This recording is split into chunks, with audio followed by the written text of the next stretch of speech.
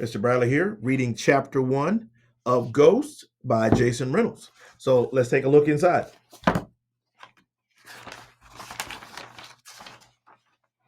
Chapter 1 World Records. Check this out. This dude named Andrew Dahl holds the world record for blowing up the most balloons with his nose. Yeah, that's true. Not sure how he found out that was some kind of special talent, and I can't even imagine how much snot's in those balloons. But hey, it's a thing, and Andrew's the best at it. There's also this lady named Charlotte Lee who holds the world record for owning the most rubber ducks. No lie.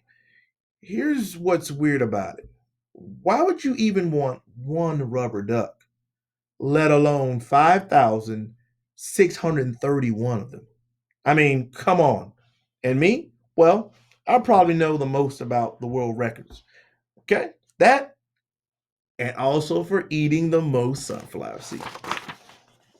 Let me guess, sunflower seeds, Mr. Charles practically shouts from behind the counter for which he calls his country store, even though we live in the city. Mr. Charles, who, by the way, looks just like James Brown, if James Brown were white, has been ringing me up for sunflower seeds 5 days a week for about, let me think, since the fourth grade, which is when Ma took the hospital job.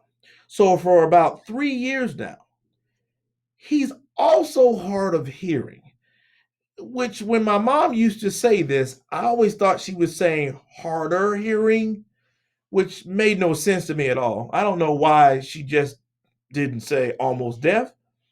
Maybe because it was hard of hearing is more like hospital talk, which probably is rubbing off on her. But yeah, okay. Mr. Charles can barely hear a thing, which is probably why he's always yelling at everybody and everybody's yelling back at him. His store is a straight up scream fest, not to mention the extra sounds coming from the loud TV he keeps from behind the counter, cowboy movies on repeat. Mr. Charles is also a guy who gave me the book Guinness World Records, which is where I found out about Andrew Dahl and Charlotte Lee. He tells me I can set a record one day, a real one. Be one of the world's greatest at something. Maybe. But I know one thing. Mr. Charles has to hold the record for saying, let me guess, sunflower seeds? Because he says that every single time I come in the store, which means I probably also hold the world record for responding loudly the exact same way. Let me guess, $1? That's my comeback. Said it a gazillion times. Then I slap a buck in the palm of his wrinkly hand, and he puts the bag of seeds in mine. After that, I continue on my slow motion journey, pausing only when I get to the bus stop. But this bus stop ain't just like any other bus stop. It's one that's directly across the street from the gym. I just sit there with the other people waiting for the bus, except I'm never actually waiting for it. The bus gets you home fast, and I don't want that. I just go there and look at the people working out. See, across the street, there's this big window, almost like a whole wall, like a big window. And they have those machines that makes you look like you're walking up steps.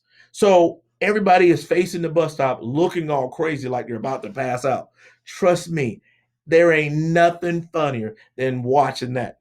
So I check out for a little while like it's some sort of movie about to pass out show starring Stair Stepper person 1 through 10. I know this all sounds probably kind of weird, maybe even creepy, but it's something to do when you're bored. Best part about this, guess what? Sitting there, I get to tear into my sunflower seeds, just like their theater popcorn. About the sunflower seeds, though, I used to put a whole bunch of them in my mouth at the same time, suck the salt off of them, and spit them out like machine gun style. But guess what? I probably could have set the world record of that.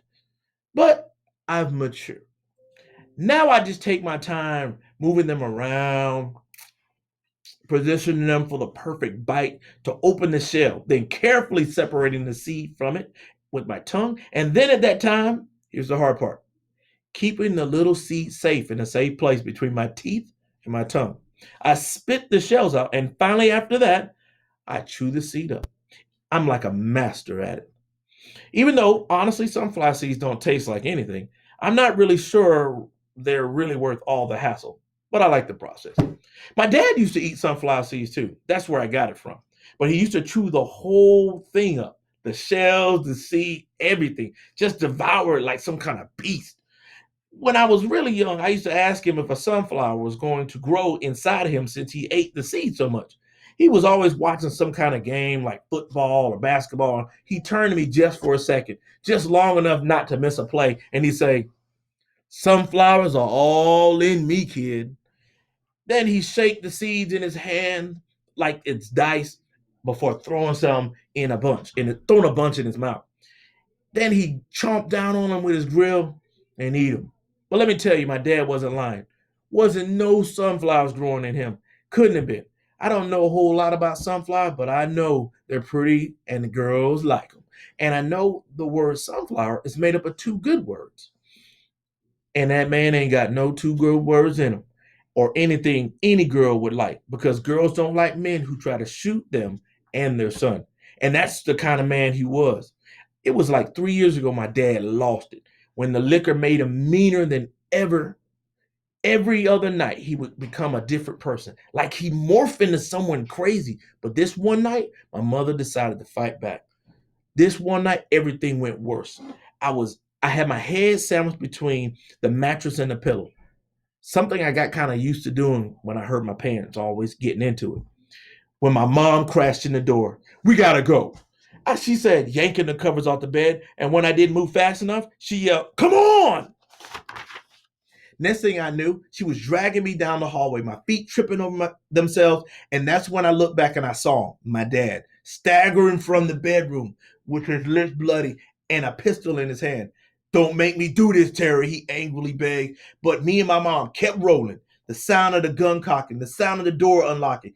And as soon as she swung the door open, my dad fired a shot. He was shooting at us.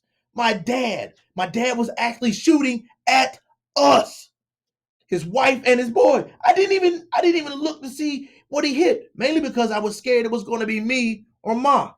The sound was big and sharp enough to make me feel like my brain was going to pop in my head, enough to make my heart hiccup. But the craziest thing, I felt like the loudest shot I ever heard, made my legs move even faster. I don't know if it's possible, but it's definitely what it seemed like.